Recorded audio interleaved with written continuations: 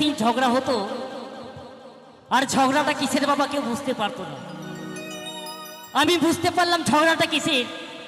মানে সেই মেয়েটি গেছে প্রধানবাবুর কাছে বিচার চাইতে, বলছে এই প্রধানবাবু তুই একবার বিচার করে দিবি।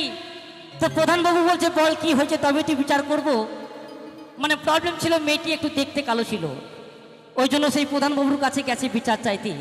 তো বাউল গান কেউ কোনো ব্যক্তি খারাপ মাইন্ডে নেবেন না, কারণ আনন্দ দিনে আনন্দের গান গাইবো, সকলের জন্য সকলের গান, কিন্তু কেউ খারাপ মুভমেন্ট নেবেন না।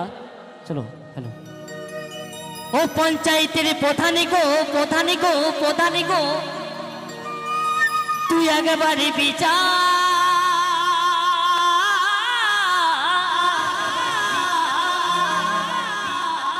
তুই একেবারে বিচারি করে দে গো, তুই একেবারে বিচারি করে দে। তো পঞ্চায়েতের প্রধান বলছে কি হয়েছে বল। তো মেয়েটি বলছে আরে আমি কালো বলে মরদ কাছেও আসে না, আরে আমি কালো বলে মরদ কাছেও আসে না, একদিন চোখেও চেয়েও দেখে না। মানে মেয়েটি একটু প্রবলেম ছিল।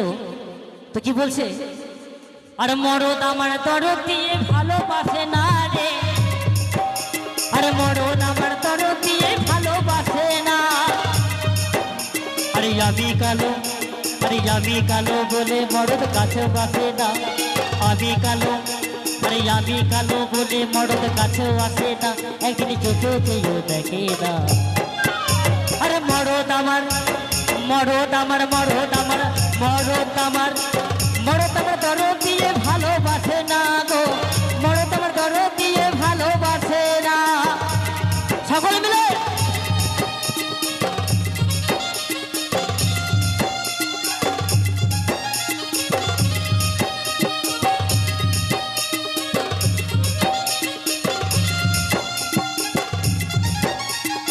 সকলে মিলে একসঙ্গে।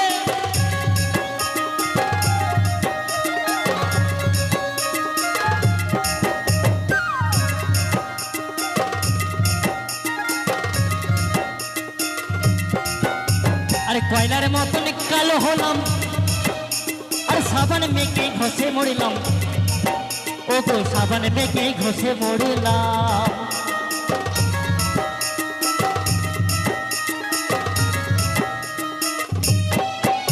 আরে কয়লার মতন কালো হলাম, আরে সাবান মেখে ঘষে মরিলাম, আরে সাবান মেখে ঘষে মরিলাম।